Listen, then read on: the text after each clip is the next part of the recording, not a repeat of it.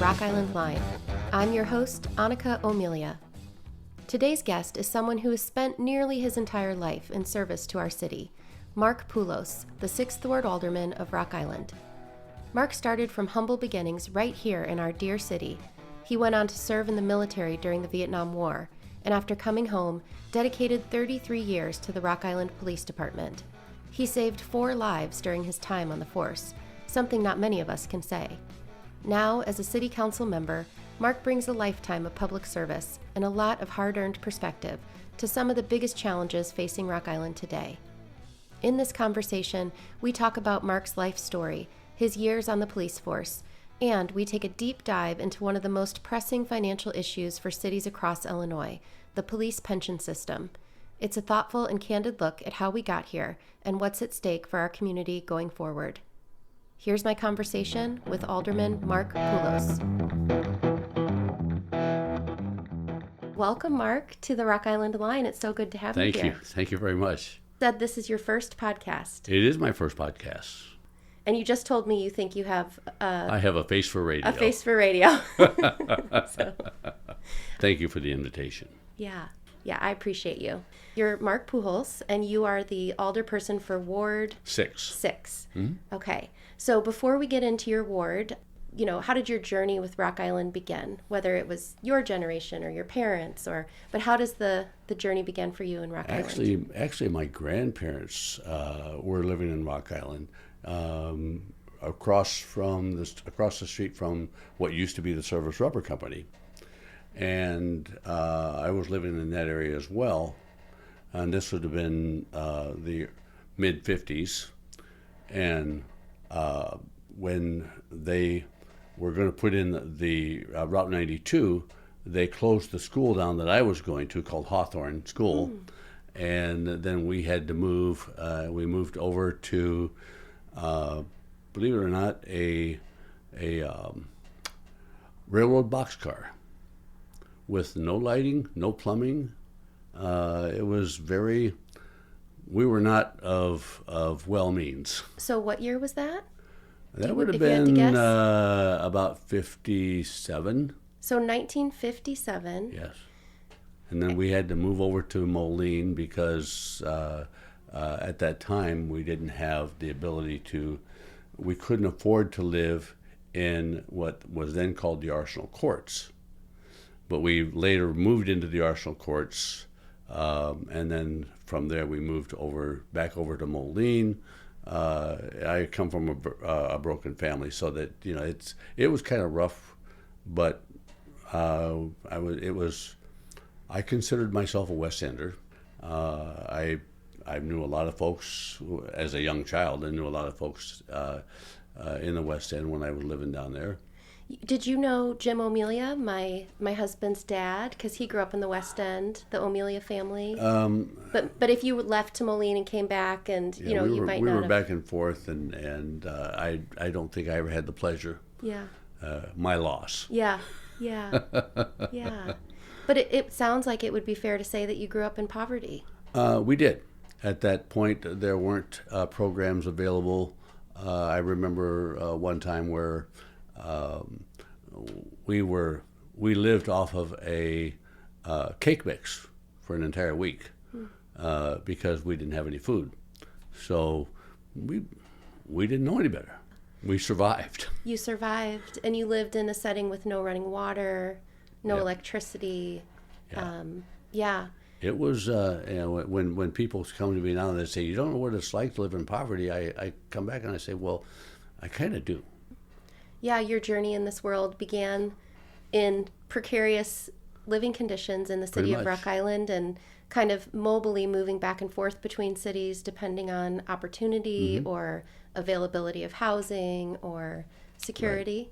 Right. Yeah. And so as time went on, we were able to, we moved into the west end of Rock Island, or west end of Moline, I'm sorry, down by the railroad tracks. And when you hear people saying, well, I lived on the wrong side of the tracks, we actually, I don't know which was the right side of the tracks or the wrong side of the tracks, but we lived down there. And I got to know there was a very strong Hispanic population down there. And a lot of my friends were Hispanics.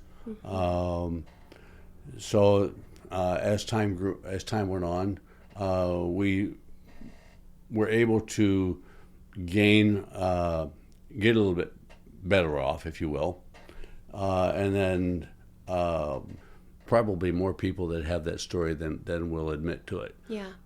For me, I think it's important for people to realize that, where you start doesn't have to be where you end, and as long as you have confidence in yourself and are willing to go that extra mile. I know that when I was growing up, I wanted I would get one pair of shoes a year. That's because my grandmother worked at Service Rubber, and we were getting tennis shoes at $2.50 a pair.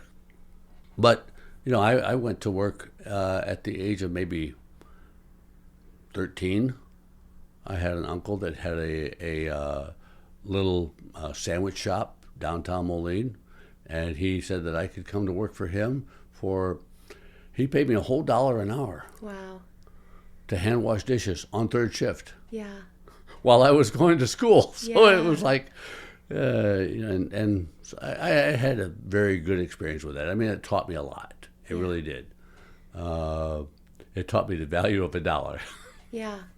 Yeah, but it wasn't easy. I mean, you did not have wasn't. an easy upbringing. And you also kind of referenced being from, I think you said, a broken home. So did you have a dad at home? Were you raised by your mom, by grandparents? Raised by my mother.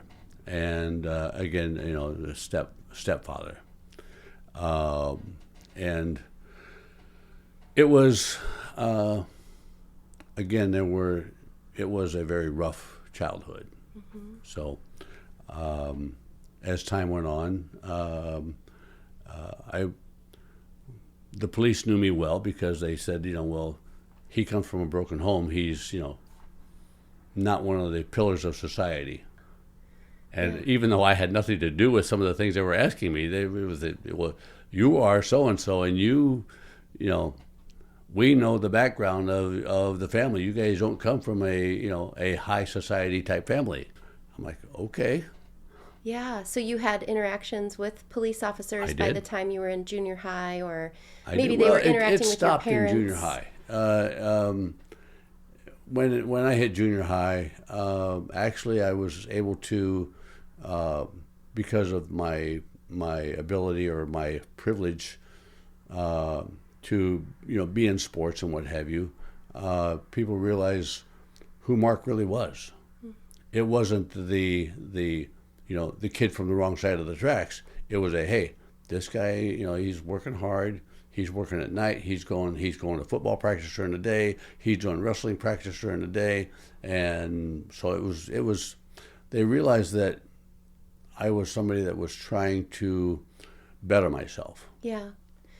Yeah, perhaps in one setting when you were younger, they just saw a part of you, maybe a little kid trying to survive. Or are you saying that you stole candy from a candy store, or you got in trouble?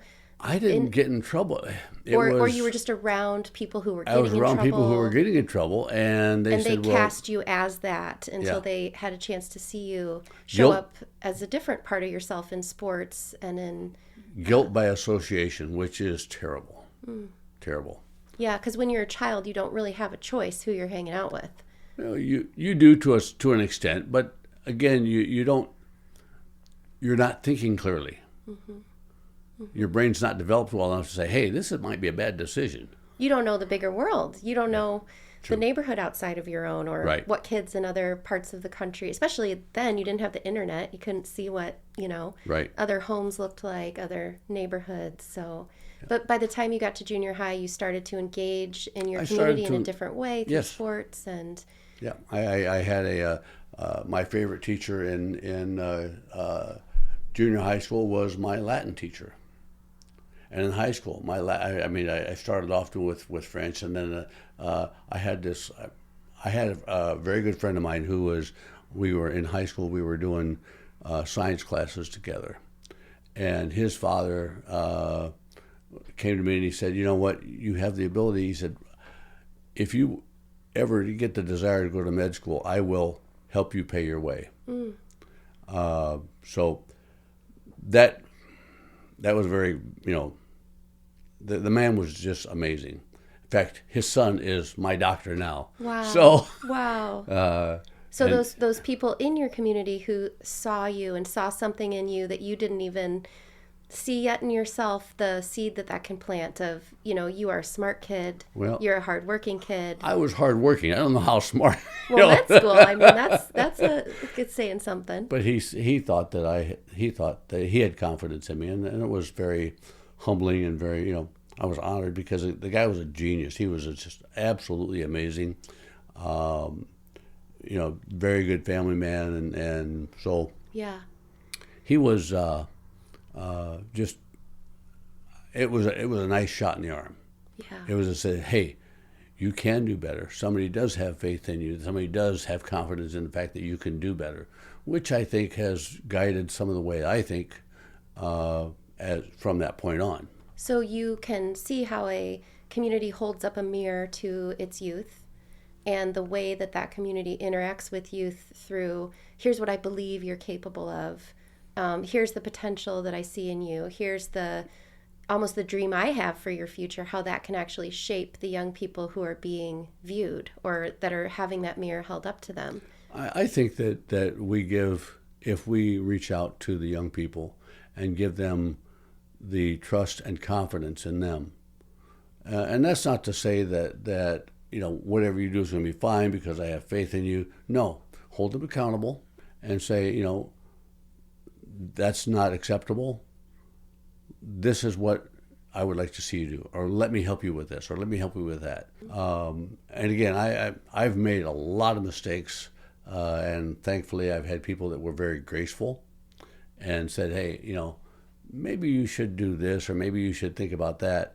And so it's kind of helped me along the way. I learned as much from other people as they would ever learn from me. Heck yeah. And you had guidance from... I had guidance. I had a... back then, in my younger age, I wanted to be a policeman. From the age of, I want to say, 9. Is that around the time that those police officers started to kind of, it sounds like they, in a way, were some of the first acknowledgers of your self-worth. That they were saying to you, Mark, you're a good kid, or we see you in this different way. You have potential. Yeah. Maybe you were out in your community, so that's who you were interacting with. And if things were challenging at home, okay, over here, this is a strong man, a person I can look up to, a person who's caring. And I had good mentors and the teachers that I've had. I've had the teachers said that Mark, you've got a low voice at this young age, and they need a low voice in this Moline Boys Choir. Ooh, are you a singer? I was. Yeah. Yeah, and so they Dr. Swanson was a very good mentor of mine, and so that I think was maybe the turning point for me, because I had people that cared, people that wanted to help me develop myself, and had confidence.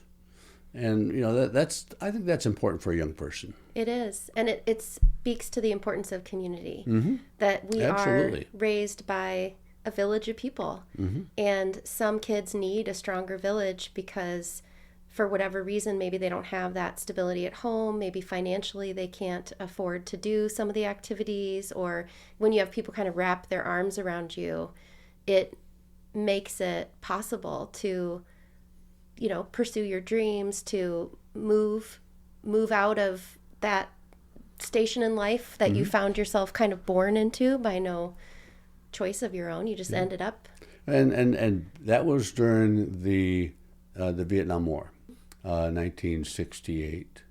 And again, I was very, I wanted to be involved. My biological father was a 20-year veteran of the OSS, and he was, of course, left our family, and I didn't find out till later the conditions in which that all occurred, and it was very hurtful, but it was, it was what it was.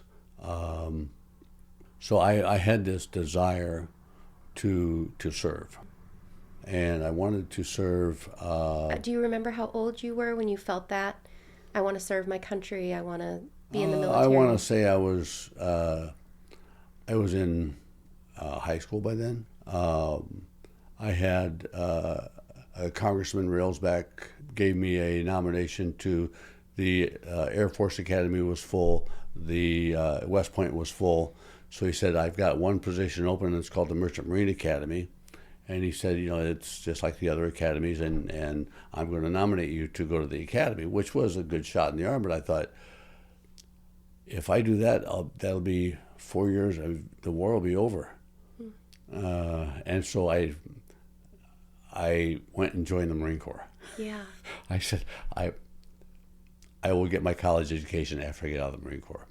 And so I did. I went and joined the Marine Corps and served 4 years there. And actually did get to we were on the USS Midway and we were off the coast of Vietnam in 1975. So I didn't get in country, which, I'm thankful for that because I know many of my friends that did go in country that, didn't return. Yeah.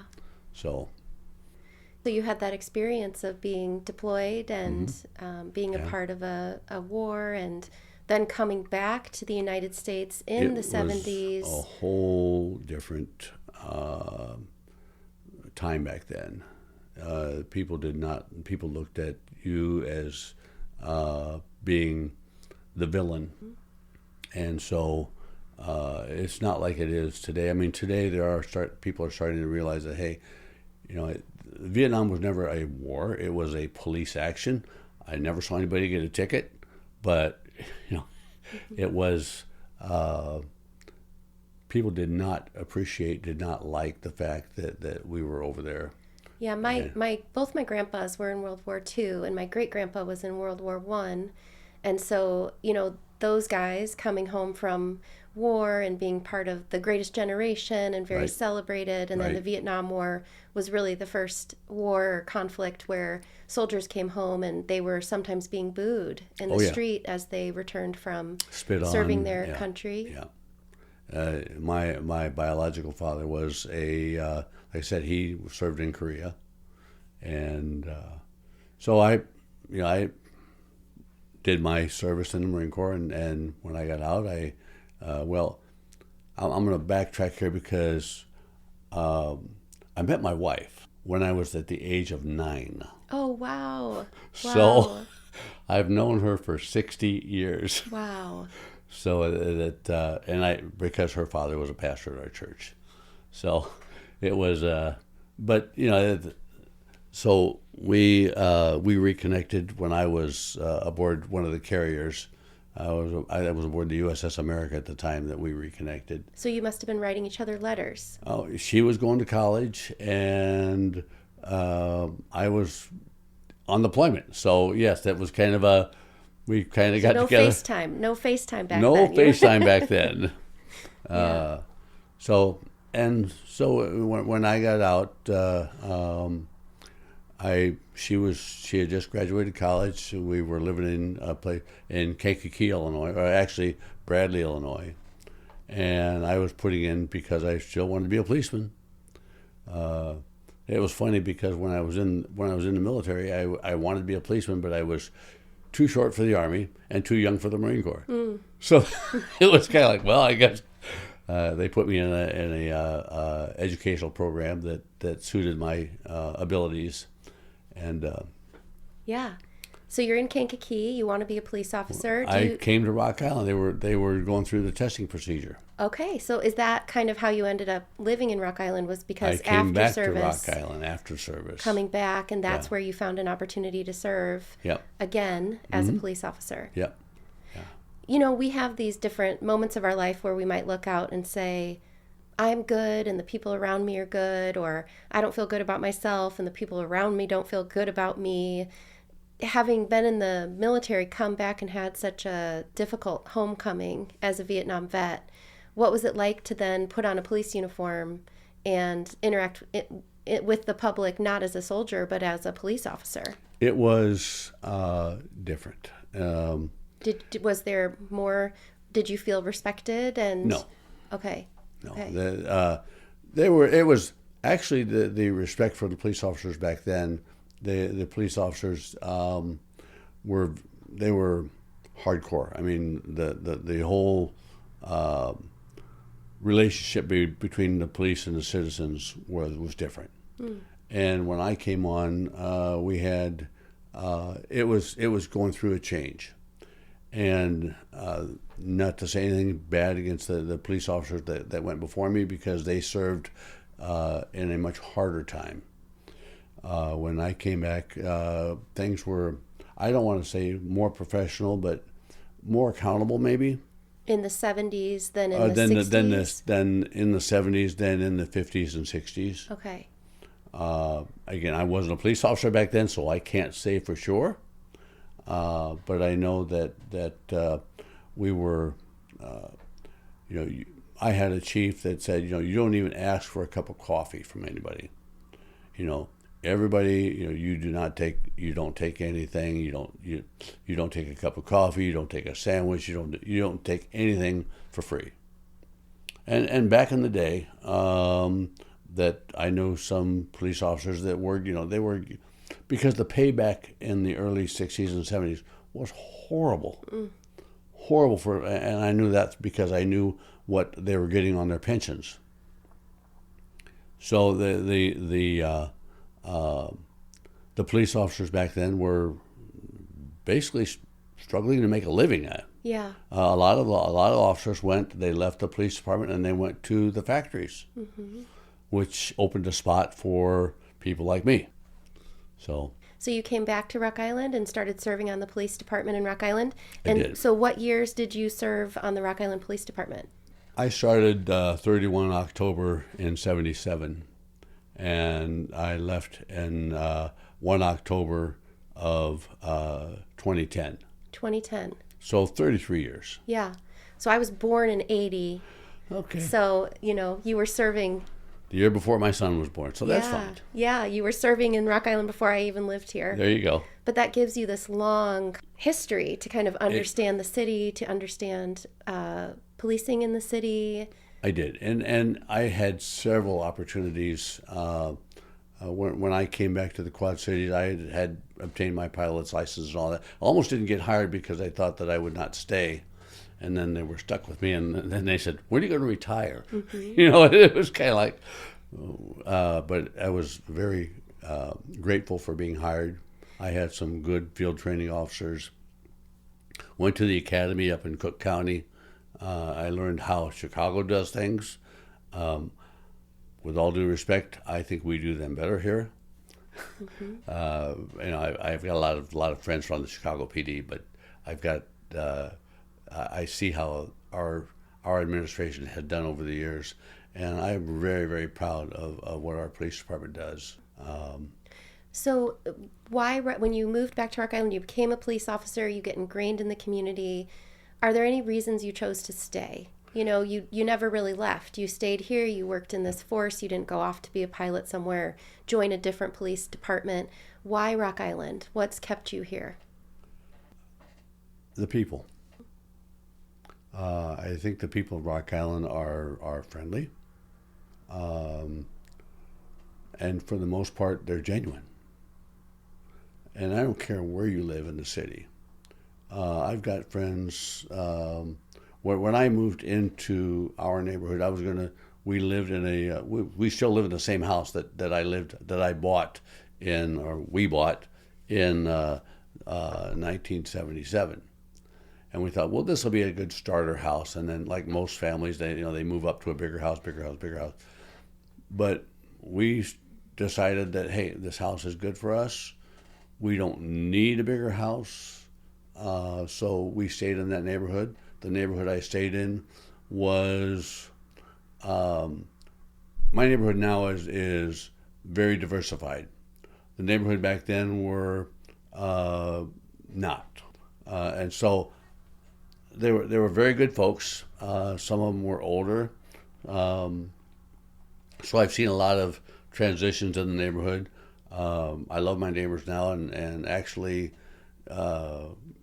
get to know a lot of them because some of them were like older people, so that I would go out in the wintertime and I would shovel their walks and do that because they really didn't need to be out there doing that. And so then when new neighbors moved in, I'm doing it now. I might as well just continue doing it. Yeah. But I got to know them, and they're good folks. I feel very. I lived real close to Augustana, so I at one time tried to go to Augustana College, but they didn't have a program that would fit with my work schedule, so I went to another college instead, Marycrest, across the river. Yeah. So, My dad's a little older than you. My parents went to Augie, and my grandma worked at Augie, and my dad went to Augustana, I think from start to finish, for some insane amount, like $4,000 at that time. He lived at home for part of it. He worked while he was in school, but just how much the world has changed since he graduated, I think, in 69 from Augustana. Okay. But how much the world has changed. It has indeed. Yeah. The cost of college, the demographics of Rock Island. I did a little article on my Rock Island Line website that looks at population change over time. So you were around Rock Island in the height of our population, and then you were here for the decline in the 70s, 80s, 90s. You've really seen it all, Mark. You've seen it all. The in the early, I believe it was early 80s, might have been the late 70s, when IH, they decided that there was a big strike back then, and we lost the factory. They decided to move elsewhere, and of course that there were a lot of then $14 an hour jobs, which was very good back then. Considering that police officers back then were making $5.25 an hour. Wow. Yeah. Wow. So there were a lot of well-paying jobs that left, and that was kind of the start of Rock Island being an industrial community, because it was not too long after that IH decided, not IH. IH went, and then Service Rubber went, and then some of the other factories left the area. And so Rock Island started to become a service community.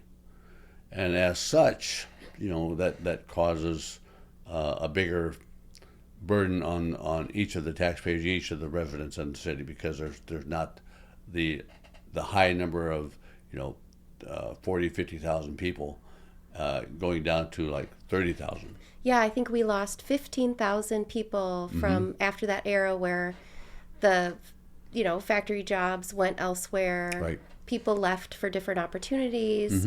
I believe in our community there was also a little bit of like a race element to that, and what would have been called a little bit of like white flight at the time. That now I'm going way back to the 50s and 60s, but where our demographics changed and people kind of moved away from Rock Island as it became more diverse.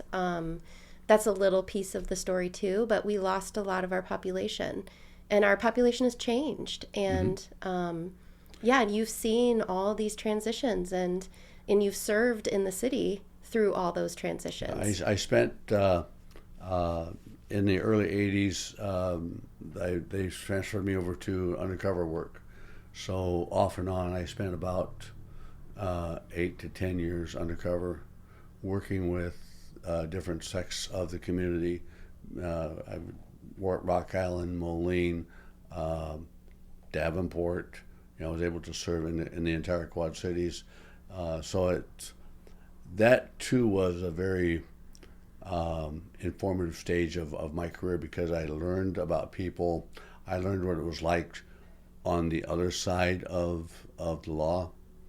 So it's and it was kind of hard when you have to go in and people that have earned their trust, and then you have to go in and arrest them, and you say, I'm sorry, but what you're doing is wrong. It's against the law, and I have to arrest you. So and I have since met some of those folks, re-encountered them, and some of them have said thank you, and some of them have not. Yeah. Yeah. Yeah, I'm as a therapist in my other life, I'm so interested in the roles that we play in our communities.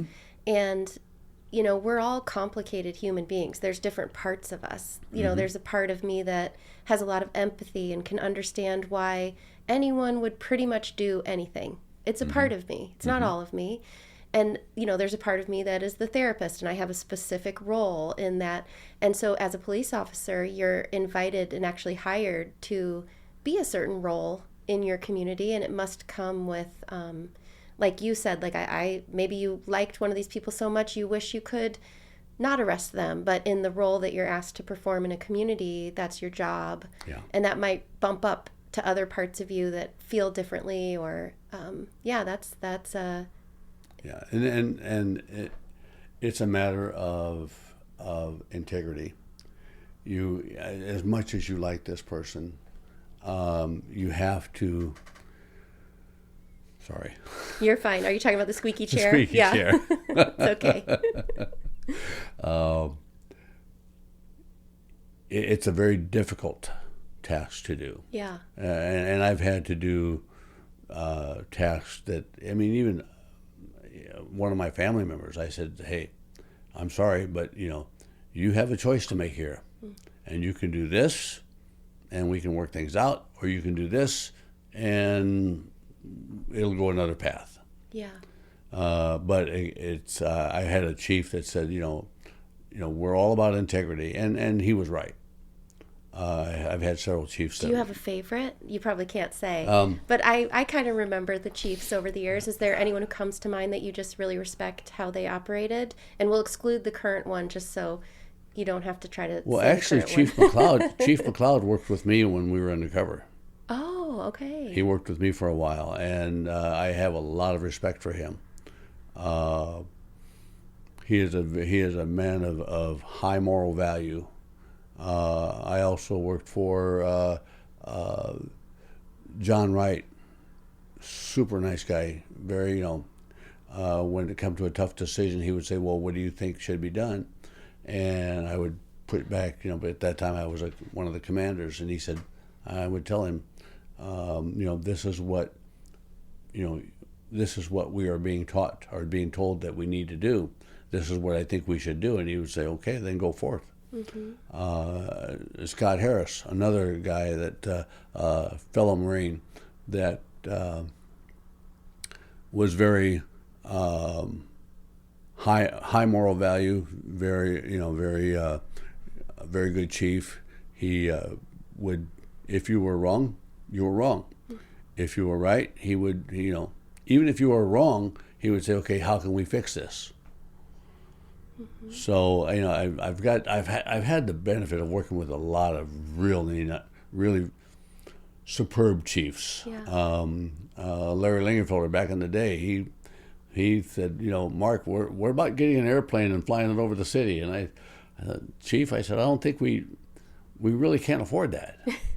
Now, but he didn't know that soon we'd have drones to do that for us. Well, yeah. That's true. Yeah. That's true. Yeah. Yeah. So yeah. I can't say I've had a bad chief.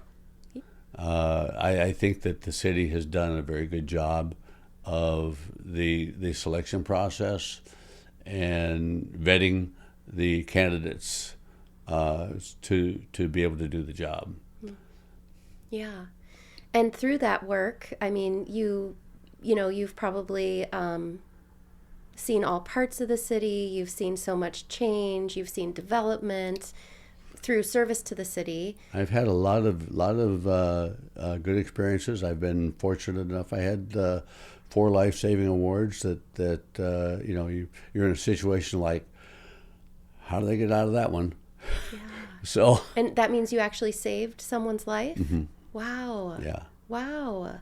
Like, can you talk about it, or is it private, or? The first one was a Vietnam veteran that jumped off the Centennial Bridge, and my sergeant and I were working second shift, and we get the call to go down. This is December 28th, 1978, about 8 o'clock at night, 9 o'clock at night, might have been 8 somewhere in that area. It was dark and cold. we get the call, and we get down there, and of course the sergeant looks at me. He goes 3 stripes on his arm like this. He says, "One of us has got to go in the officer or in the water there, Marine." And I'm like, "Okay, I guess I just been volunteered." Yeah. So I grabbed a log and went out in the water, and I heard him, yelling or crying for help. And I tapped him on the shoulder with the log, because I figured if we cramped up, at least we'd have something to hold on to. Wow. And so we brought him back into shore and took him up, carried him up the hill, up the dike, and put him in the ambulance. And my lieutenant came to me. He says, "I want you to give an interview to the TV station." And I'm like, they asked me. They said, "Well, how's he doing?" I said, "He's wet. He's cold." Yeah. What else can I say? I don't know. In those situations, do you get to follow up with that person? Did you? Unfortunately, I did not. Okay. He was... Because you had served as well. There must be some shared empathy for what he must have been going through. Unfortunately, it was a situation where he was taken to mental health, and it was determined by somebody, and I know who the doctor was, but I'm not going to mention his name, that he didn't really need any further treatment. And then 6 months later, he finally got the job done. So that was very saddening for me. But,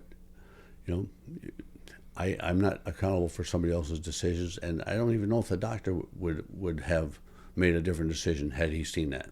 Yeah. Well, but it does speak to the fact that police officers are often first responders for mental health crises. Yeah. And in our community, there is a shortage of mental health access. And so I know back then and today, police officers are bumping up to mental health all the time. Right. Yeah. Right. So you have this career, you've saved people's lives, you've been undercover, you're raising children in Rock Island. Raised. Okay, there, it's done. It's over. That job's done. Yeah. When did you kind of get into politics and thinking about serving in the capacity of a city council person? Actually, it happened about 2018. I was coming home from a training session at the lake, and I got a phone call from one of the businessmen in Rock Island, and he said, "Mark, have you ever thought about running for council?" And I had plenty of interaction with council members throughout the years as a pension fund trustee, and so I said, "Well, I don't really know." I said, why do you think I'd be a good selection?" And he said, "Well, you care about the people." Well, okay, but there's more to it than that. You've got experience with Rock Island. Okay, but there's more to it than that. You know how the city works. So I'm like, well, I'll try. So I went and obtained the petitions and went through the election process, and was fortunately elected and started my service in 2019. And it was Randy Hurt, Jenny Swanson, and me. That was a cycle of 3. And so we got elected, and the first couple of years, you're in a learning phase. Just as with any newly elected official, you don't come in knowing everything. Even though I had a lot of interaction with council members, I knew a lot of council members, and I agreed with some of the things they did. I disagreed with some of the things they did, but it doesn't matter, because it was for me it was okay, what can I do to make things better? And a lot of times, even as a private citizen, after I left Rock Island, after I left my job as a police chief out in Coal Valley, and even as just a regular, I won't say regular citizen because there's no such thing, but as a citizen, I what did I expect out of my council person? And the big thing is, I just want to be heard. If there's a problem, if there's a situation, I wanted to be heard, and I want to know that there's somebody out there that really cares enough to take it forward. Now, sometimes and I would tell my constituents, people that I would go up and talk to, I would say, I will listen to you. I will get an answer for you, but sometimes the answer is going to be no, because we just don't have the money. If I could make things all better, rainbows and butterflies, I would. Are there certain adjectives or words, or I guess if you think about like what values have driven your life and what values do you think you bring to the council? So let's say health was really important to me. I could say, well, of the things that I stay focused on in council, it's health, it's economic development, it's transparency, it's, what are the things that have kind of shaped you or are kind of ground you into here's what I am doing here, here's what's important. One of the things that is near and dear to my heart is public safety. Go figure, right? Yeah. You have the inside track on that one. I have the inside track on that. Public safety, and I want to say the infrastructure. We unfortunately, we don't have a strong tax base. And so there's a lot of things that can't get done. And we've tried, what can I do to improve that situation? And unfortunately, there's only so many cookies in the jar. And so you have to make sure that you spend your money wisely. Eat less cookies or make more cookies. So only two choices you got. Well, and making more cookies comes with economic development. Mm-hmm. Comes with bringing more homes into the community. We've got a lot of open lots that where homes could be placed. I was reading an article recently about communities that were actually giving the land to people that if they would build a house on that land, they would have 2 years to build the house. So what they're doing is they're increasing their population, and by doing that, they lessen the burden. We're all paying into it. Mm-hmm. Every time the city council makes a decision, for instance, the road costs that was recently instituted, I'm paying just as much as anybody else. Mm-hmm. So if I'm taxing somebody, if you will, call it a tax, it is a fee. I'm also placing it on myself. In that way, we are one big household. We are. And we're trying to do in our household what we can to either bring in more revenue or reduce our expenses, and right. Making strategic decisions about where should we spend the money today, what return on investment can we get from spending this. Well, and that's why this development in across from the casino is important. That land basically would not be useful. It is not, as to some people's dismay, it is not in the Milan Bottoms. It is the Milan Bottoms. In fact, I when all this was going on, I went out and I actually looked to see, okay, where does the Milan Bottoms end and where does this property begin? And that property is not in the Milan Bottoms. Yeah. So that's, the call out, well, save the Milan Bottoms. Yes, let's save the Milan Bottoms. But this isn't it. Well, and Randy is going to talk all about because that's his ward, right? That's yes. his. Yeah. So he's going to talk to me all about the Milan Bottoms and the nature's treatment development. But your ward also has some exciting economic development going on, I believe, because we do. Augustana is maybe going to get more involved. And so to backtrack, what are the boundaries of your ward? Okay, I go from the Mississippi River let's just do east-west because that's much easier. 30th Street to the Moline border. Okay. All right, 30th Street on the west to Moline border on the east side. On the north, it's the Mississippi River. And then on the south side, on 30th Street, it goes up to 20th Avenue, over to 38th Street, comes down to 18th Avenue, over to 39th Street, goes down to 14th Avenue, and then to the Moline border. So you've got you've got the Taco Bell, you've got the businesses in your ward, mm-hmm. You have Walgreens, you have Ace True Value, the Hilltop area. And Augustana College. Augustana College. Yes. That's a big area too. It is a big area, and they're very good neighbors. And Augie has had a new president in the last couple of years. Yes. And I've heard her speak at a few, I'm hoping I can interview her, but is there a little bit more of a focus on kind of integrating with the community than there was or I might be totally off base, but no. From what I understand, they are trying to get more community involved, the community engagement. I fortunately have been allowed to teach there the last couple of years.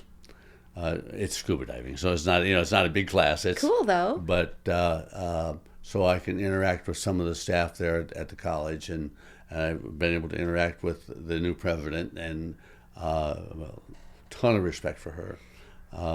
And so the old Charlie's Pizza, which was then the Ram Bar, I can't remember if that's what it was called, but that space has been reimagined. It was Curry Out, which I loved, but you almost felt like this place is really gross. This building is really smelly, and the food in Curry Out was good, but the ambiance not so much. So they've torn that down, and Augustana bought that property. Right. And now, and again, I'm not at liberty to say what's going to happen with that property. I don't want to, with this case and with any economic development, sometimes we get too excited. That's a good way to put it. Yeah. We say, this is going to happen, and it doesn't happen. As you may or may not remember, there's a store that they call it Walmart, and there was a lot of promise there, and a lot of energy and finance went into that area, and it didn't turn out so well. But take a look at it; it didn't turn out all that bad, because there were some businesses that were in the old Zaire complex, the Watchtower Plaza complex, that were going to move out of the city. So when they had to move, we had another place for them to move to, so that they could not only continue their business in Rock Island, but grow it in Rock Island. And I guess the other thing is we did get that site is more shovel ready than it was before. Absolutely. And that's a good way to say it. Economic shovel development ready. Yes. is the shovel readiness of sites.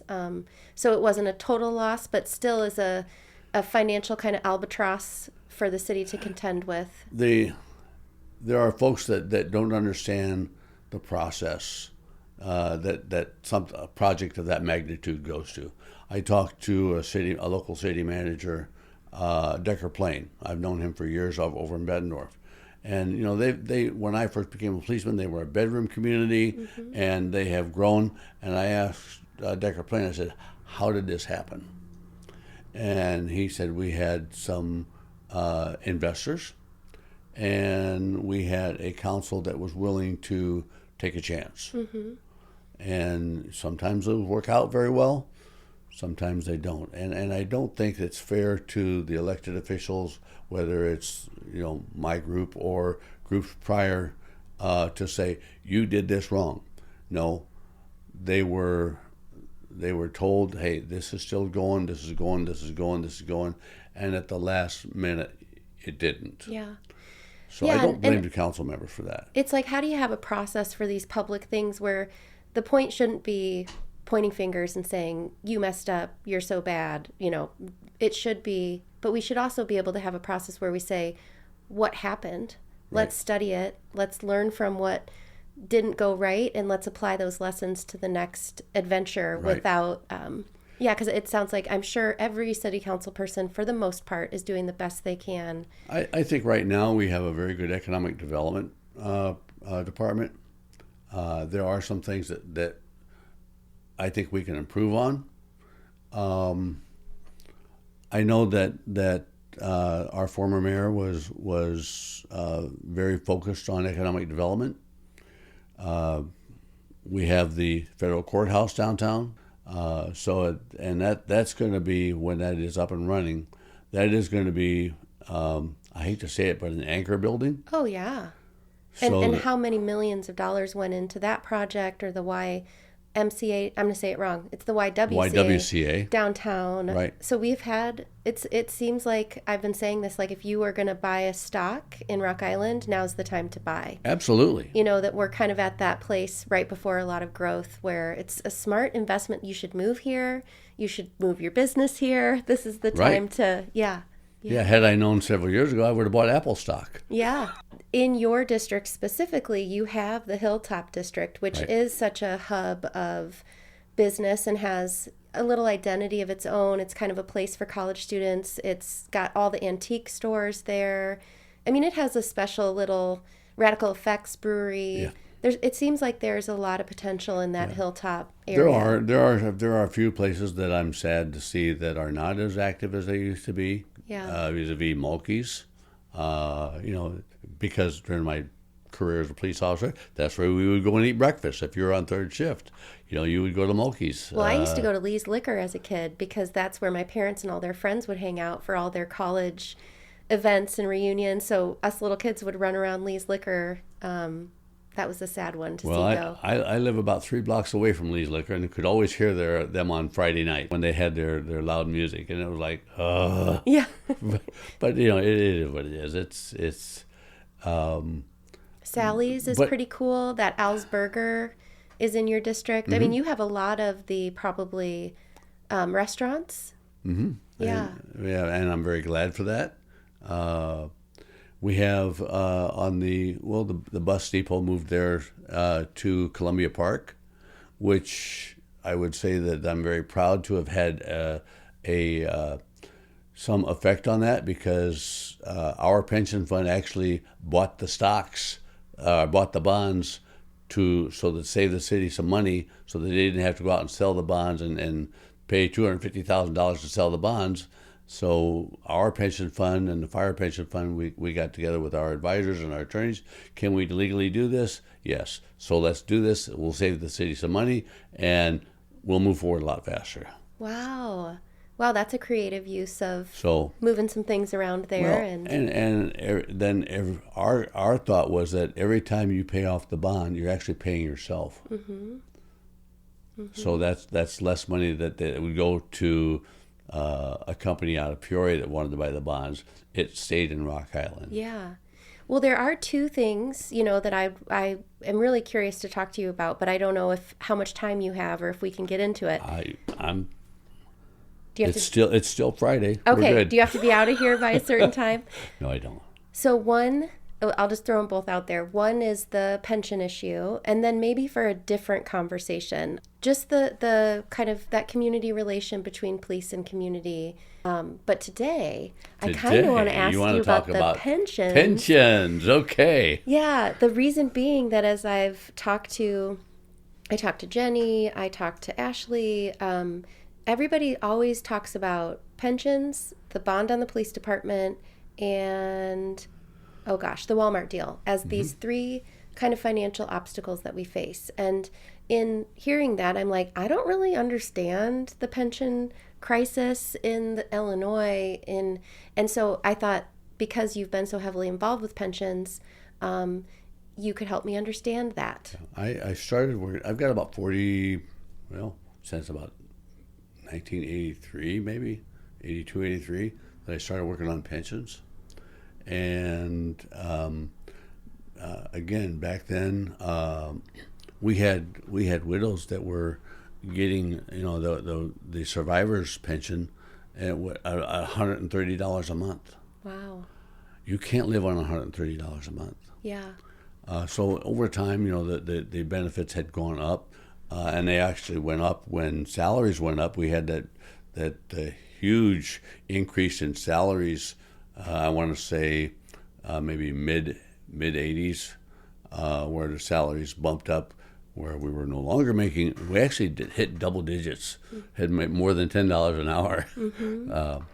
And all that goes into it. But let's start at the very base here. Well, because I feel like some people might not even understand what a pension is. So I've worked in the private sector. I have a retirement account, a 401k, or now I'm a small business owner, so I contribute to a simple IRA. Right. But basically, I choose how much to save up to a limit set by the federal government, like I can save up to X number of dollars per year, and I invest it with a financial advisor or someone like that in the stock market, and the stock market goes up, it goes down, and when I hit a certain age, I can take whatever's I've saved in there, and it's kind of all operated through me as a private citizen with whatever stocks and bonds and whatever I want to buy. So that's how, for the private sector, retirement works. And so pensions are mostly for public servants, teachers, firefighters, companies. Some companies, but most of the private sector has moved away from pensions. Right.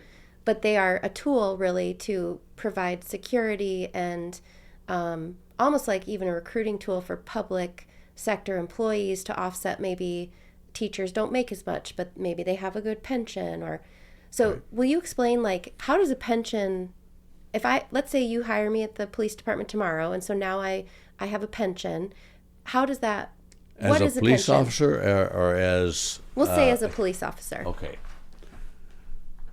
We have, right now, if you were to be hired today, you would be in what's called a Tier 2 pension, which was added several years ago. It was like November or January 1st, 2011 is when the Tier 2 went into effect. The pension system for the Tier 1 officers, it's funded by three categories. Number one is the officer's contribution. When I first started, the officers were putting in 7% of their salary every payday. Then they would have the interest on investments, whether they were bonds or stocks. And then you would have the city's portion of it based upon the unfunded liability. Now, back then it was... So just to pause, because you're going to have to explain this to me like I'm in kindergarten now for this.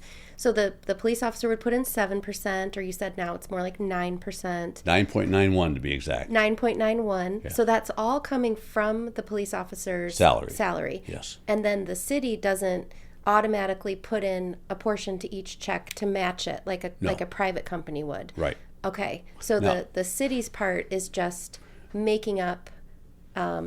We'll get to that. Okay, yes. Okay. That sounds good. Okay, so you know that the three funding resources: interest, officer contribution, city contribution. Who pays the city contribution? Believe it or not, the officers living in the city kind of do a double dip. They place their contribution plus whatever taxes that are allocated for the pension fund. Mm-hmm. Now, I'm gonna sidetrack for just a second because there's a lot of... Well, the state of Illinois is in a bad situation for the pensions. They're the major 5 pension systems up in the Chicagoland area. The teachers, the judges, the legislators. Police and fire? No, those are downstate. Oh. So we are the 40 ILCS 5/3 is downstate police. There are 533 funds. And any municipality that has more than 5,000 residents is mandated to get into that fund. Okay, so that's there. So there's the downstate fund for police and fire. There's a downstate fund for police, and there's and Article 4, which is the downstate fund for fire, and they are not similar. They're not the same. They are not the same. So the downstate for police is everyone basically outside of Chicago, and then Chicago has its own police pension. Everyone outside of Chicago that is, and again, municipal, not county. They have their own fund, their Article 9. Okay. So. And municipal is just another word for city, right? Yes. Township, anybody over 5,000. Correct. Okay. Yeah, anybody over, and anybody less than 5,000 who by ordinance wants to get into that system can do so. Okay. As long as they're a home rule community. So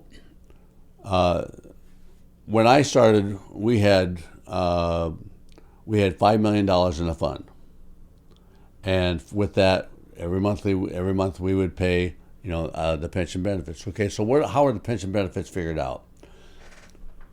and I'll just go with today to make things easier.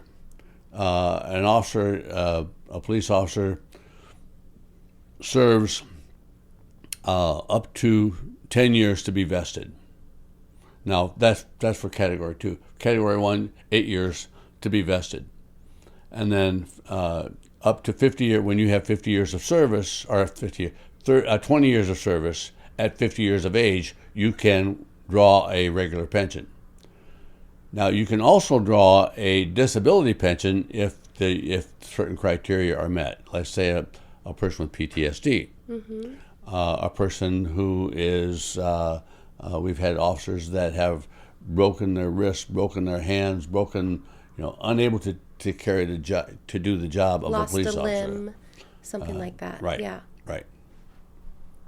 So the normal police officer, I'm saying normal, the regular police pension at 20 years, 50 years of age, you get 50% of your salary, of your last earned salary. Okay. Okay. Or the higher of the salary within the 6 months of your retirement, whichever is greater. Okay. Now the officer will get that for the rest of his life. And if he has children under the age of 18, if the officer passes away, then it would go to his spouse if he's still married, or it would go to his children if they are under the age of 18. After that, then it is cut off. Unfortunately, we had, and I won't mention the officer's name, but we had an officer who had just retired, just turned age 50, had put in his share, and within a year after his retirement, he passed away, leaving no beneficiaries. So that's one of the unfortunate portions of it. But again, the let's say the most a police officer can get is if he works 30 years of service, and then he gets 75% of his highest or his last salary. Okay. Now this is what's called if for example, if you retired making $100,000, then you would make $75,000 every year for the rest of your life. Correct. And do you get Social Security too? No. Well, we do now. Okay. It recently changed. Prior to last year, it was called a government pension offset. So if you were receiving a pension, there would be an offset of your Social Security if you worked an off-duty job, or had, as I did, I had my own business for 30 years. So if and again, I would have to pay my normal pension benefits, plus I was paying into Social Security, plus all of the stuff that comes with that. Right. As you well know. Yes. So I don't really I'm not a person who cares that much about paying taxes, because I think, I get to live in America and I get police officers and I get, schools, and so I'm not totally I don't want to pay any tax, because we need services. So I appreciate. And again, for police and fire, the fire system, they're paying less, a lower percentage rate than police. And they don't have all the benefits that police officers have now, but they are working towards improving those so that there is more similarities between the two funds. Right. And that's all done in Springfield, and the locals, meaning me and my colleagues, we have no say as to what the pension benefits are with regard to police and fire. Yeah, and I think that is important, that the Constitution of Illinois sets out this pension system that states the cities within a state can't choose to not participate in it, right? It's right. The state sets this out, and the municipalities are required by law to follow whatever is set in Springfield. If you meet the criteria, like the 5,000 residents, and again, There are other cities with lower than 5,000. They go into what's called the IMRF, or Illinois Municipal Retirement Fund, which a lot of your public works people, your people that work, at the Parks Department, or anybody that is non-police or non-fire that is an employee can get into IMRF.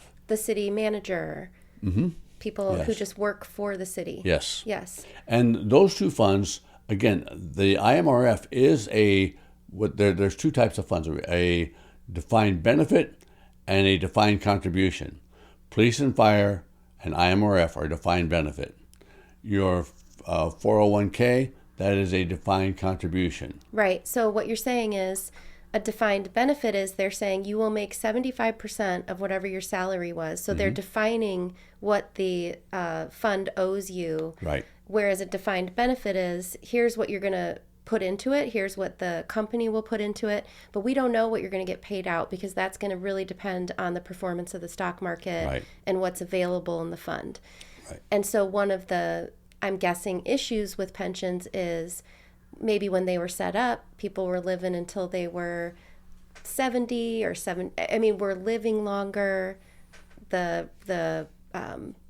salaries have gone up. And so, Mark, you're sitting here with me, so you'll make X number of dollars and you look very healthy. And so maybe we're Bless your paying you heart. that for another 30 years. Let's say you live to be 100. Oh, Or 95. So is the problem that the pensions don't have enough money in them to pay out what they owe to the people who have worked and got Part of it. Because you can't not pay out. It's required by law. This is anything you've guaranteed to someone who earns a pension, you're stuck. Like, you can't not pay them out. You have to change the system moving forward maybe, but everything we're on the hook for. Well, and there are many of us, myself included, we had what's called, we were able to get into additional investments, and additionally from what we were paying in for our pension, I put into a deferred retirement or deferred compensation, so that when I hit a certain age, I can draw that money out for long-term care. Because when a police officer, at least in Rock Island, when they retire, they have to pay if they want to stay on city insurance. Now, for me, that was $1,300 a month. Okay. It's like COBRA. In the private sector, that's called COBRA, where you're paying a higher, you've lost your job and you can only get it for like a year or so. But yeah, you're not employed there anymore, but you want to keep that coverage going for a period of time, and it costs a lot more. It costs a lot more. So why are we in a situation now where we're having to pay so much money? Back in the 80s, if you remember, well, you won't remember. But I was a little kid. I might remember. So mid 80s, the stock market was doing very well. Bonds were doing very well. I mean, we were getting returns of 18%. I think my parents said when they moved back here, the mortgage on their first house was like, they were paying they had like a 13 or 14% interest rate on their house. Right. Yeah. Well, and the interest rates back then, we were getting significant returns, and unfortunately, there were some. Well, let's back it up. How does the city determine how much they have to pay? So we have what's called an unfunded liability. How much money will it take to pay the last pensioner, the last beneficiary, and the last day of their life? And you can't, You don't know for sure. Do they assume a certain age of death? Do they? Oh yeah. What is it The set formula. at? Well, it depends. Okay. Men different than women. Yeah. Police officers different than firefighters. Right. So again, they have. Where do they got you pegged? What are they saying? What's the forecast? Tomorrow. Is it 70s? No. Is it? No. Okay. No. It's higher now than what it used to be. But there's a table that the actuaries use that tell you this is how long you should live. Now, when that day comes, you're not sitting there looking at your watch saying, "Well, tomorrow's it." You know, it varies. Again, unfortunately, there are some that don't even come close to making that, and there are some that do. But they say, based on those tables, if we had to pay out every single person right now, and let's just make it a made up number, that's going to be way too low. We'd owe $1 million. And so they have a number attached to that. They have a number attached to it. And that's called the unfunded liability. The unfunded liability means that we haven't paid for it yet. Why haven't we paid for it yet? Well, the police officers have put in their money. They don't have a choice. It's taken from their check before they ever see it. The citizens, the interest rates is a variable. We have no idea. So based upon that variable, depends on how much the city is going to have to contribute. Mm-hmm. So the city has to pay so much to meet that target over a period of 40 years. So let's say there was a year where the stock market was just on fire and we exceeded the amount that is required because we got such a good return on the investment in the fund. I feel like what you're saying is those years, rather than squirrel away extra, the city would say, hey, the fund did so well, let's put in nothing. Actually, that actually happened. It didn't happen in Rock Island, but there are other municipalities that I know of that did not contribute their fair share for 20 years or more. And they were cities of well-being, well-means, and they just used their funds elsewhere. How has Rock Island done in that regard? There have been good years, and there have been less good years. The city has never not funded it, but they hired an actuary that, unfortunately, is no longer able to practice because he was giving them, he wasn't giving them the proper number. Was he painting too sunny of a picture?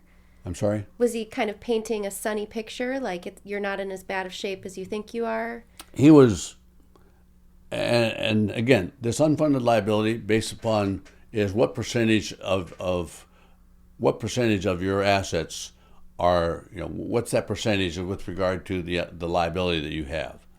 And again, I've talked to several actuaries, several of them are my friends, and I had one said, Mark, I can make you 90% funded, or I can make you 10% funded with a pencil. Mm. I said, so how do you know? Because I set up a program when I was a lot younger. I actually wrote one of the first computer programs that determined, how much increase you're going to have to pay, where are we now and where will we be next week, and how do I reach out to the beneficiaries to make sure that, number one, that they're still alive. It's kind of morbid, but you do have to. I hate to say this, but there are some people that collect a pension after they're dead. Yeah, yeah. So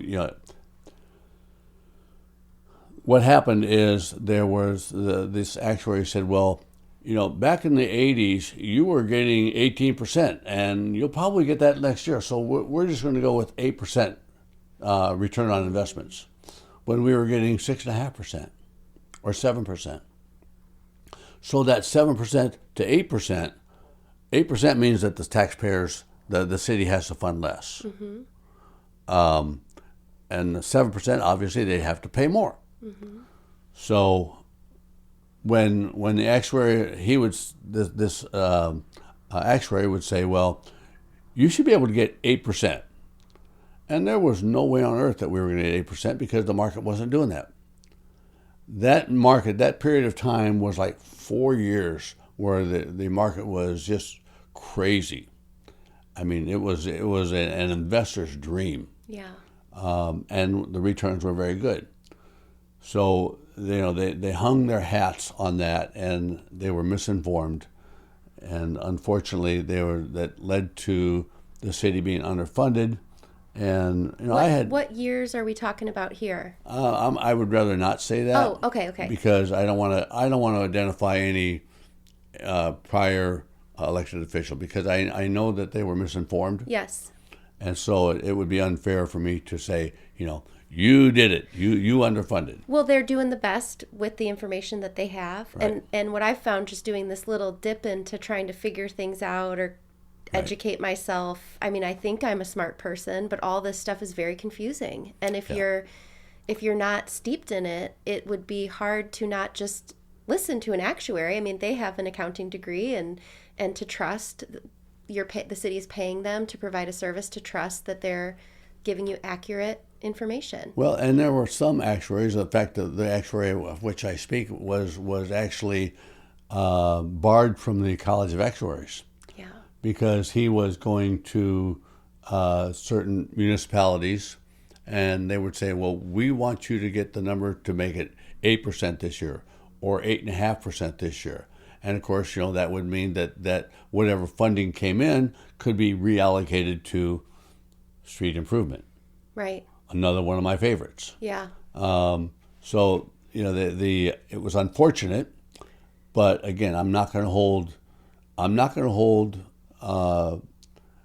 any one individual at fault. Yeah. How do you like our actuary now? Do we have a person that functions in that role currently? Right now, we are in a whole new universe. Okay. In 2019, we had a consolidated. The statute changed, so instead of 533 individual funds, they were all put into one fund. That's what I'm thinking of. Yeah. Yeah. And that one fund, when the dollars were added together for the 533 funds, it turned out to be about $9.5 billion. Unfunded. No, $9.5 billion that we had to use for investments. Okay. And now each part of that fund is look at a big piece of pie, Yeah. a big pie, and not everybody gets the same slice. So each of us owns a percentage of that pie.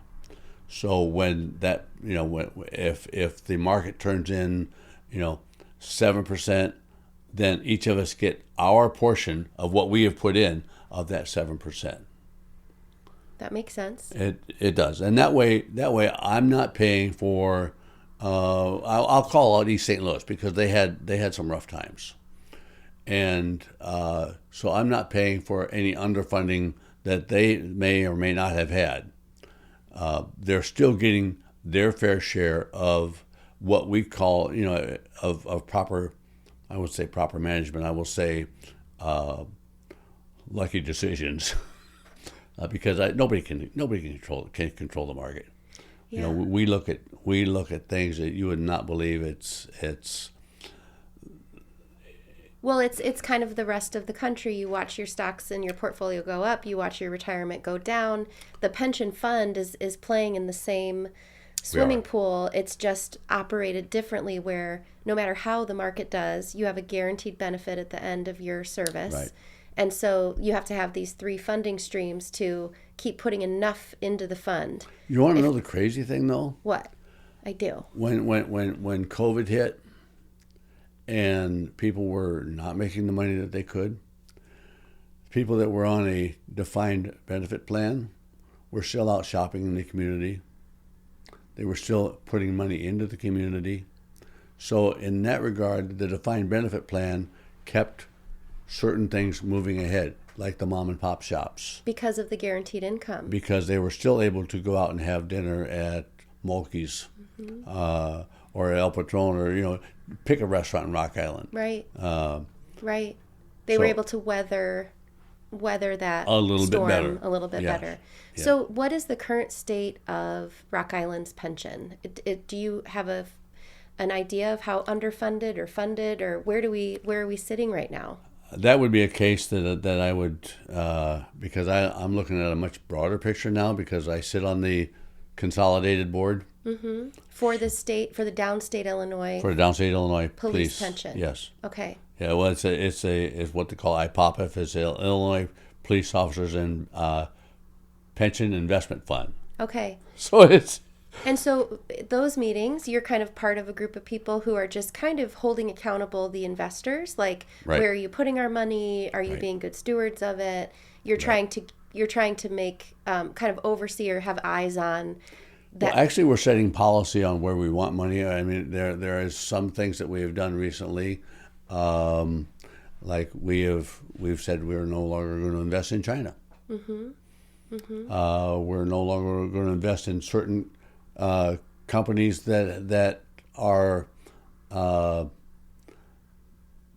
that are not being good stewards. Maybe companies that have anti-American interests or Exactly. something like that. Okay. Exactly. You don't want to invest in places that aren't rooting for the United States. Correct. Yeah. So how would I know about the Rock Island specific pensions? And when people talk about how the pensions are, one of the financial obstacles, where do you find that information? Department of Insurance. And again, the last time I heard, Rock Island was 40% funded. 40% funded. High 30s, 40s, low 40s. I don't know the specific number right now, because it's every time they do an actuarial assessment, they that goes into effect. Now, one of the things that I will say is that under the new statute, let's talk IMRF and let's talk Rock Island police and fire. I'll say police and fire, but I'm going to talk about police. IMRF. Let's say that IMRF says And just to pause for the listener, again, the IMRF is for the city employees, the Parks Department staff, those folks. Okay. Any non-police employee.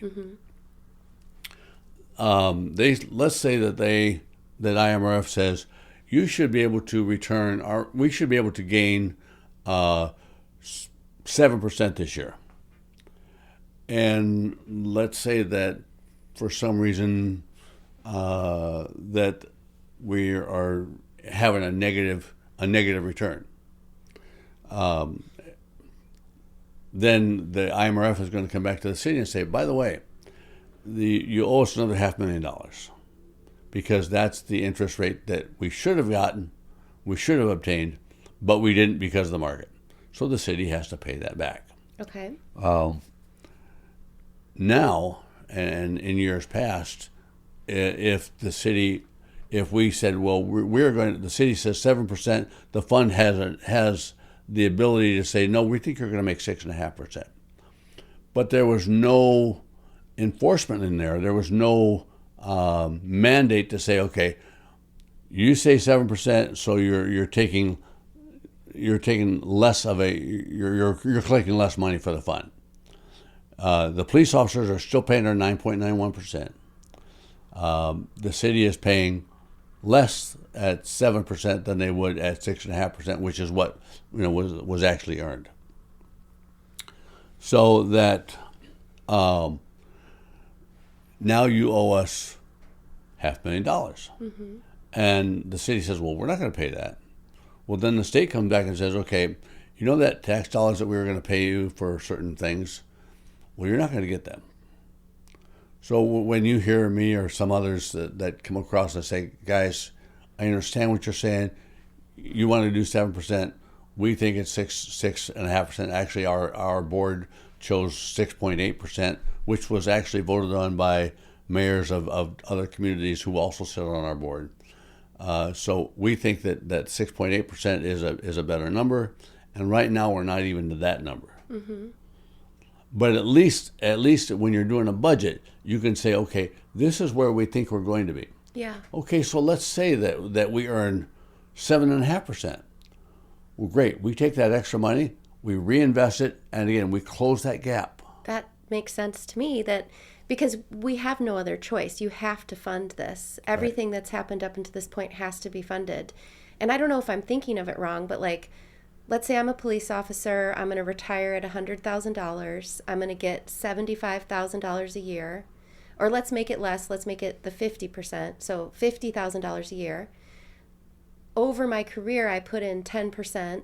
about 10% of what I made, and that number, maybe my salary started out lower, even if I'd made 100,000 the whole time, I'm only putting in 10% every year, and the city's going to put in less than 10% every year. So as the system currently functions, wouldn't there never be enough money in the fund to make it whole as it exists today?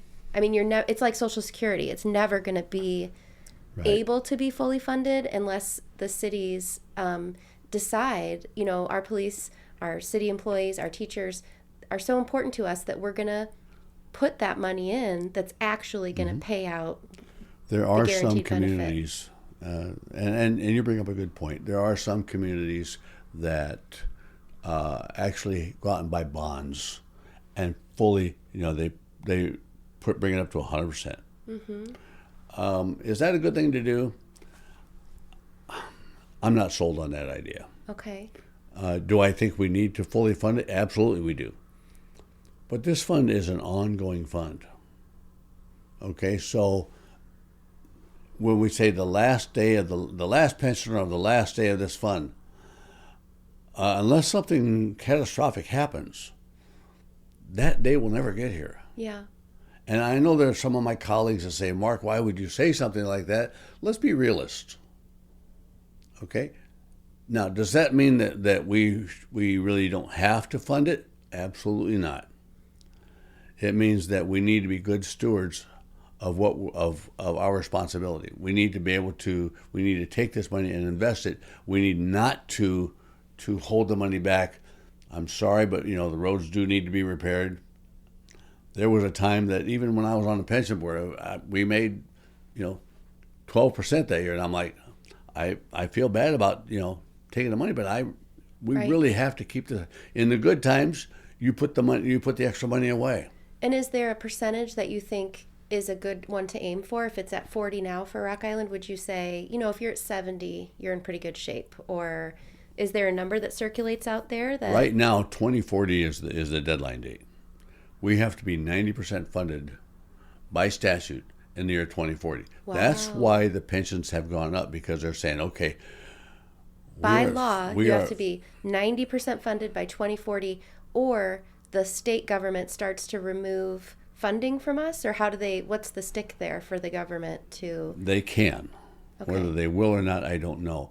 But right now there's pending legislation to take that up to 2050. It was 2030, and then it moved to 2040, and now there's legislation to take it to 2050. Is that a bad thing? Yes and no. It seems like it's a recognition of the fact that none of these municipalities can catch up, because if they really had to catch up, they'd have to significantly cut school funding, other services, fire police officers. You like you said, there's only so many cookies in the jar. And to get us fully funded, we'd have to give out so many cookies to get us whole. So it's a real balancing act. And I don't have a problem moving it to 2050 as long as we don't kick the can down the road. Mm-hmm. In other words, we're going to go to 2050, but we're not going to change the means of funding. So one thing, and you know way more about this than I do, but Illinois is such an interesting state. We're a blue state. Mm-hmm. We have some of the most challenging pension funds in the country, in large part because they're written into the law. You can't alter them, you can't change them. So a state like Kentucky has, revised their pension. So we have this robust pension for different professionals, but Rock Island, Illinois kind of gets a bad rap. And when people are of retirement age, I don't want to live in Illinois. Taxes are too high. I'm moving to Iowa. I'm moving to Texas. I'm going to Florida. And then kind of leaving the state that provided this robust pension system, or, it just seems like, pensions are. Is it a crisis? It is called out as a crisis by people who are trying to. I want to say, hey, it's their fault. It's the police officers' fault that the police and fire pensions are the ones that are at fault. No, the fault lies because we kicked the can down the road way too long. Yeah. Okay, so now it's time. Now the mortgage is due, and if we keep kicking the can down the road, the balloon payment is going to come due, and that is a situation that we are trying to get away from. We're trying to avoid. Does Illinois have a problem? Illinois does not tax retirement pay. Mm-hmm. Now, federal government does. So, and I don't think I'm going to move out of the U.S. Mm-hmm. But, so to say, well, I'm going to move to Iowa, well, Iowa does tax. Well, they may not now. I think they've changed to where they're not taxing retirement pensions. But to think about, what the different pension funds, you got your legislators fund, and I'm not gonna to downgrade them because they're doing a very important job. So are they gonna vote for a raise for themselves or vote for a better pension for themselves? Well, every time they give themselves a raise, right, that increases their pension.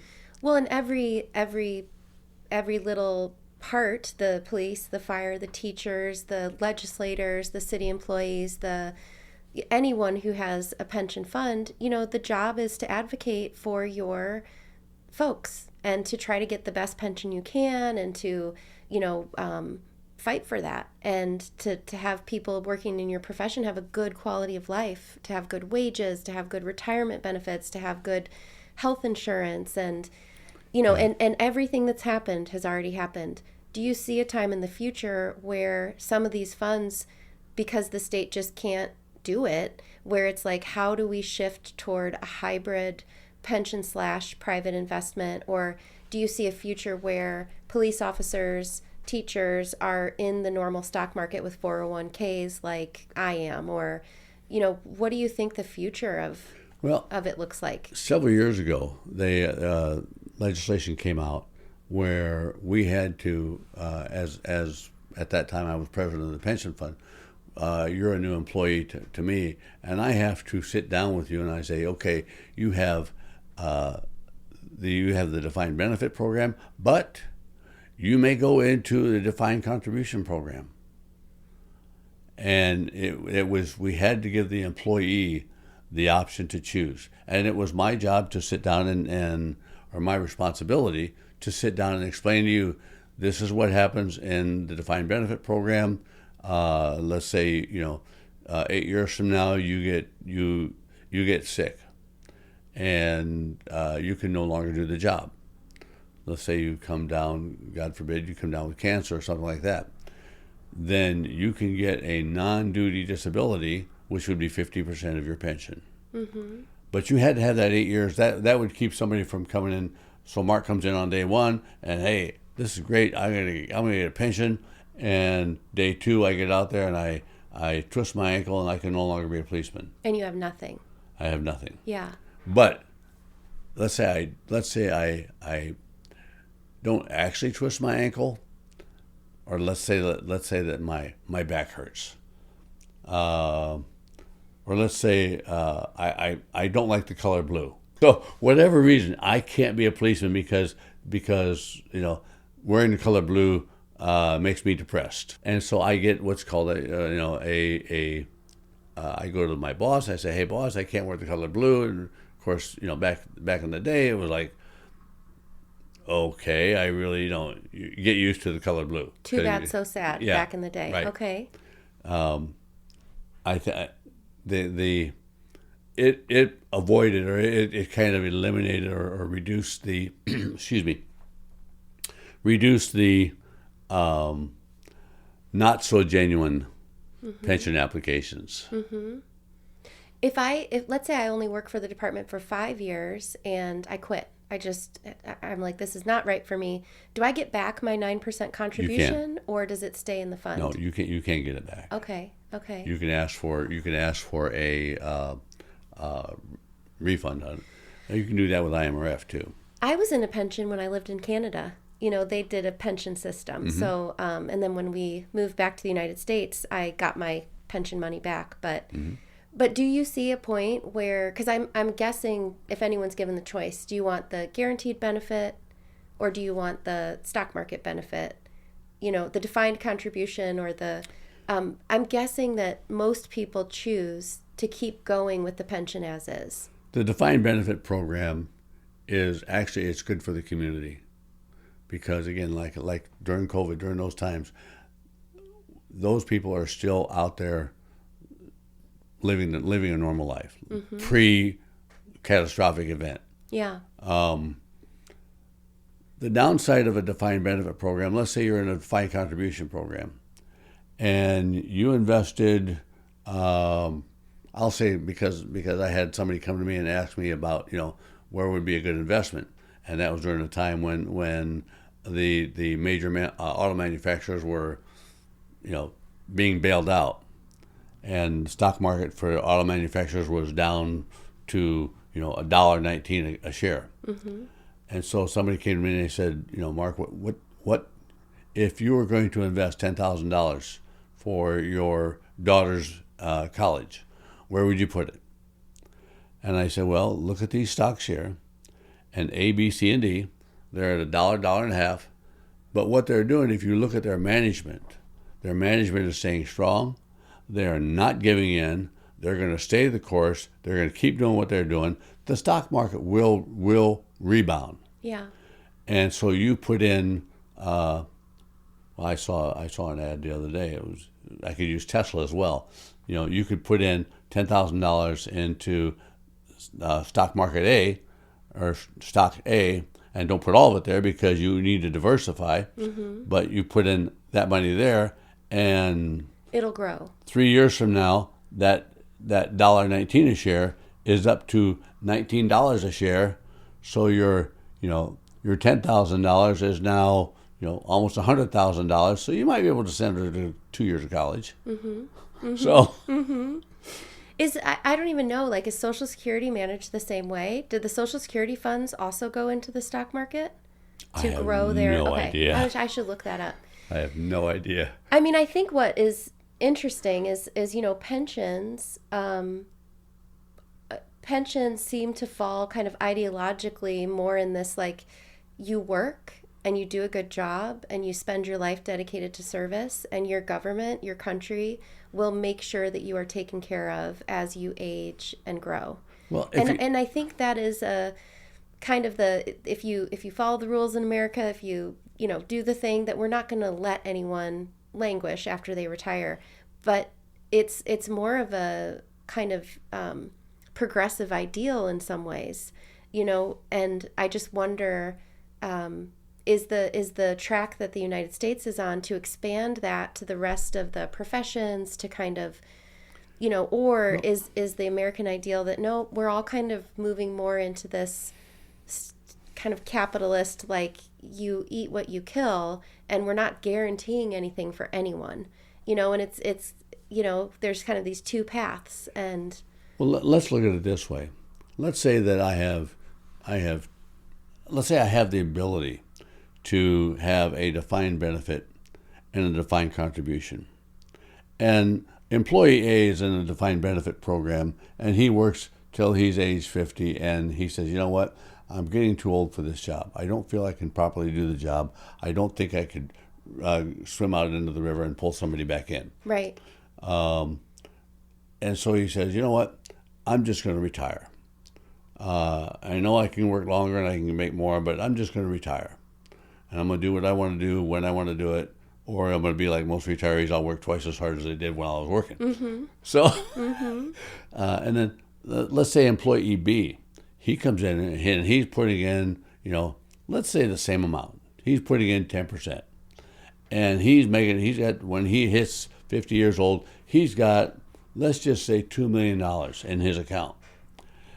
And then the stock market goes south, and he's down to 700,000. He doesn't have the ability to say, I can't. I need to retire, but I don't have enough to retire on. Right.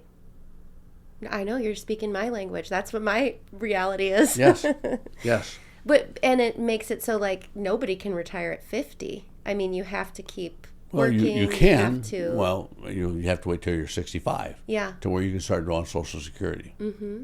Mm-hmm. And even then, you're not getting, let's say some Social Security. I don't know what everybody makes in Social Security. I know that I don't make hardly anything in Social Security. Right. It might be 10% of what you were making as you worked, not 50% or 75%. I think it's a beautiful system. It's just it requires if let's say we wanted everyone in the United States to be in a pension system, it just requires that we have more of a mindset around we'll guarantee that for everyone, but we'll pay a lot more in taxes to make sure that we can properly fund it. Well, and I think that that's one way to go. What I foresee happening, and I don't know that this will happen at all, but I see that every time that there was a increase in any benefit, then that would correlate with an increase in the contribution made by the employee. Mm-hmm. So is that possible? That would be much more preferred than just saying, hey, we're just going to cut it back. Mm-hmm. Or we're going to give you, and there are some limitations to the pension benefits. Let's say post-retirement. Let's say a person is remarries after he retires. Just recently, that law changed to where in the past it was your new spouse would not get your pension. Once you passed away, that would be it. That would be the end of it. Well, now the law is that if you were married more than 5 years, then your spouse would get your pension or a percentage thereof for no more than 15 years beyond that. Right. So, and that tries to get away with at least some security for the surviving spouse, but not such that. Is there such a name as gold brickers? I don't know. I don't know. That doesn't Male or sound... female, it doesn't matter. Gold digger? Gold diggers. Yeah, that's it. gold digger. Diggers. That's Yeah. it. That's Yeah. it. So gold diggers, to somebody 20 years old saying, hey, I'm going to marry this 70-year-old policeman that and I know he's not going to live that long. Yeah. So and I think that was part of the concern when they set up the law. Yeah. To keep that from happening. Yeah. Well, with some of these episodes, I've been trying to do little fact sheets or kind of articles, or so maybe I'll try to dig into the pension stuff a little bit more. And, I think Illinois, for some reason, is in a unique pension situation. And it's hard because you want it. There's so many different values and things to respect and advocate for there. There's the livelihood of police officers. There's the kind of wanting people to be secure into old age, because you could teach a lot longer than you can probably be a police officer given the physical strain of the job. Or there's so many things to consider. Mm-hmm. And long term, it seems like for Illinois' general viability, we'll have to do something I think with the new I know that when we started the Consolidated Police Fund, there were several funds that did not participate. They filed a lawsuit against us, so that while we were going through this lawsuit of whether or not it was constitutionally sound or did not violate the Constitution of what the fund should be, but the consolidated funds prevailed, and so now they're back into the fund. So we were at $9.1 billion. Now we're up at $12.3 billion, and that's including the payments that go out, are paying our staff and what have you. I was a little bit reluctant when we first started this. I said, I don't know how it's going to go because there's going to be a lot more costs, and are we really going to make it better than what it was before? And at least to date, it is showing that this is a more beneficial means of doing it, because our ability to expand what we can invest in has grown. Okay. So you sound hopeful. I am you very sound hopeful. that you're hopeful that with the proper stewardship of the funds and the proper management of the system, that it is possible to have a healthy pension system in the state of Illinois. Yeah. And again, pension system, let's keep it to the police. Keep it to the police and fire. Mm-hmm. I do not believe that the legislators are going to do anything to hurt their pension. Yeah. I don't think they'll do anything to hurt the judge's pension. Right. And the other three pension systems that are, looked at the major five pensions that, when Illinois says, it's all, the pension system is all, in bad trouble. You're like, don't throw us all in there together because they're very different Please. stories. Please, Right. yes. And it also is just the story of each one of those pension funds has its own special interest. Right. And it's really hard to change that stuff. Like, how would you ever get the legislation changed when you have such strong special interests? And it seems like the messy job of governing to... Well, and yeah. let's look at it. Do you want to... What kind of a police department do you want? Do you want to get somebody that really doesn't care? And the pension, when I hired on, the pension wasn't for me. It was for my family. Yeah. So I knew that when I was out there in a situation, during one of our SWAT team assignments, Yeah. I had a bullet go right behind my head, and that wasn't for me. That was for if that bullet had been 6 inches forward. Right. We wouldn't be having this conversation. You'd be having a conversation with somebody else. Yeah. Pensions were there to take care in these single... To take care of my son and my wife. And yeah. Single income almost households where if Right. one person passed, then the household was very vulnerable. Yeah. Yeah, and so they morphed from being a kind of a death benefit into a retirement Right. function for police officers. Well, and when I'm gone, and unfortunately that day comes for all of us. Yeah. At least I know that if I have a survivor, that they'll be well taken care of. Right. Well, not well taken care of, but taken care of. Right. Yeah, we take care of people who contribute and are a part of our society. And Right. this is like so random, but are you at all in favor of like universal basic income? Kind of to your point about during COVID, people who had pensions were able to still participate in the economy, and so in that way really helped the economy. And there's some research out there that as manufacturing jobs have gone away and now AI might take out jobs like mine, like my husband, so the kind of white collar jobs will maybe be replaced by AI down the road, that there will be a lot of people who, if given kind of a universal basic income, it would actually create jobs, I guess. Like it would make society like more stable, more solidly middle class. It would, I don't know what requirements there would be for those. You bring up an interesting point, and what I would say is this: that would be very hard to fund, because and I've heard the comments saying, we need more jobs, we need more jobs, we need more jobs. But you look at people that I know, several businesses in Rock Island that are not open because we can't get people to work. Mm-hmm. So I want the income, but I don't want to work for it. Mm-hmm. So how do we manage that? I'm not sure. Yeah. Do we have some folks that are on universal basic income? It's called SSI. Mm-hmm. That wasn't around when I was young. Or Social Security benefits wasn't around when I was young. Yeah. So do I want to take care of people? Yes, I do. How am I going to fund that? But there has to be an incentive, just like with the pension fund. There has to be an incentive to keep the good cops there. Yeah. Or, are we just going to come in and not have that? And then I've got 5 years, and I really would rather work over at Department B. Mm-hmm. And there's no, I'm investing in my own pension fund, so there's no reason for me to stay in Department A. What percent of our police force lives in Rock Island, would you say, from year to year? Good question. I know that when I came on, you had to live in Rock Island within 6 months of hire.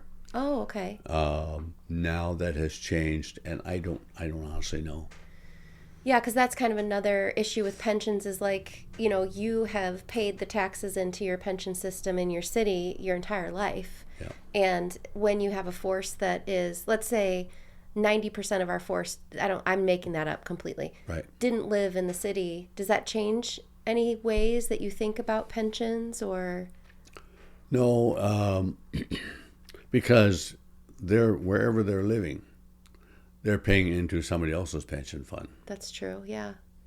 So, and they may be living, let's say, What if they're living in Iowa and they're paying into Iowa's police pension, which is, but they work in Illinois? Do you, or like a lot of the teachers that pay into a pension, then they relocate to Florida as they get older? Or, I mean, does any of that, we're just such a more mobile society and a less. I know that let's say I'm a young Rock Island officer, and I want to go to Moline. Let's keep it in Illinois for now. And so I want to go to Moline, and I say, you know what? Moline they have the same pension that I do. But they get paid more at the end of the day. So at the end of the day, their pension is going to be higher.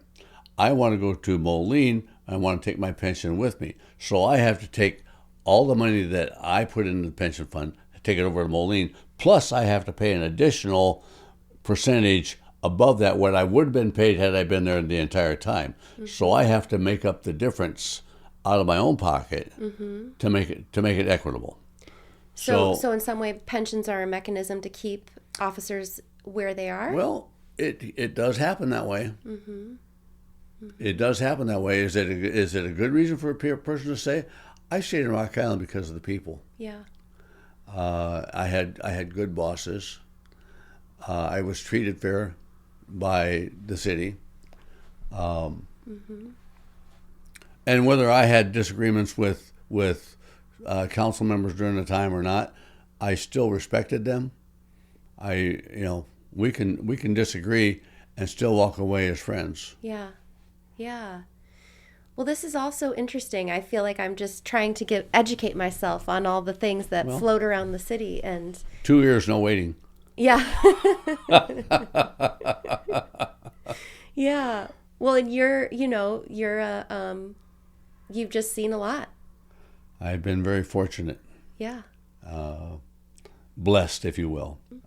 There have been several times, and I tell my story just different. In fact, I had one of the Augustana professors saying, you need to write a book because people don't realize what goes on out there. Yeah. And well, and when we think about the American dream, you grew up in poverty and you have retired in this country with a big safety net. Do you have 2 pensions? No, I have one. You have one? Yep. When I went out to Coal Valley, I went into IMRF, but I only worked there for 5 years. Okay. And so you had to be there for 8 years. So yeah. But no, I still work. Yeah. I still, I teach. Yeah. And I still work for. I teach for University of Iowa, and thankfully I get a chance to teach a little bit here and there at Augustana, and. Yeah, but your life, if you think about your childhood to today, you go to bed in a warm home, you have always, food on the table, you have love around you, you are in your community, you're working, you're, you can. I've been blessed to have, to live, and I will say, and this just irritates me to no end, when people say, Rock Island is not safe. Rock Island is safe. Mm. Rock Island is a good place to live. Do we have everything that the other cities have? No, but they don't have what we have. What is that? They don't have community, and I think Rock Island has community. Yeah, well, me too. I love that sentiment. Yeah, it's. I think we're very fortunate, And yes, there have been times when I have disagreed with folks in Rock Island. There have been times I've made huge mistakes, and yet I've been able to go back to that person and say, look, I was wrong, and there was grace there that allowed us to reconnect, and I don't care where it's from, whether it's whoever that person may have been, we've been able to connect and say, hey, I didn't look at it from your perspective. Yeah. And I think that's important. I think we need to be able to reach out to say, I don't agree with that. I don't understand where you're coming from. Help me understand. Yeah. And that's kind of where I'm coming from now. I look out to my constituents and I say, I don't understand what you're trying to say, but you have to understand there's only so many, we can't do everything. Would I like to come in and clean, make all new streets? I would love that. Would I like to make it so that, everybody could afford to go on a cruise? I would love that. I can't. I don't have that power. Yeah. Yeah. But I hear in you a desire to listen, to be transparent, to help people feel heard, to make the most responsible decisions you can with the information at hand. We try. Yeah. We try. It's a hard job. Yeah. And I thank you for doing it. Well, I appreciate that. And again, I am very fortunate. I've got great colleagues on the council. We unfortunately we can't get together and discuss things privately, but we can one-on-one, like you and I are having a discussion now, although this will be very public. But we can have, if you were to come and have coffee and say, Mark, I have a question about this. Okay. And I don't always have the best answer. Yeah. But I know several of my colleagues that between the six of us, or between the seven of us, we probably come up with pretty close to what you need. Yeah. And if I can't have it, we've got a pretty good city manager. I'd reach out to him and say, hey, can you help me with this? And if that doesn't work, I'll reach out to our legal department. But it sounds like the group works well together. You know who to reach out to, who to talk to, how to get things accomplished. And right. Well, you are a gem for talking to me for so long. I'm really sorry. Appreciate it. No, I could keep talking to you. This is wonderful, but I'll have to have you back on to talk about maybe some more of the police community relations stuff, or would love that. Yeah, that would be wonderful. That. And I just really, really appreciate getting to know you a little bit better. Thank you so much. And the feeling's mutual. Yeah, it was great to have you here. Thank you so much. Okay, sounds good. We did it. That's awesome. I want to thank Alderman Mark Poulos for taking the time to share his story and his insights with us today. It's conversations like this that help us all better understand the challenges and opportunities facing Rock Island. If you're enjoying these episodes, I hope you'll take a minute to visit rockislandline.com. You'll find more stories, episodes, and ways to support the show. If you like what we're doing, consider making a donation to help us keep these conversations going. And of course, please follow, share, and leave a review to help spread the word. Thanks so much for listening, and we'll see you next time on the Rock Island Line.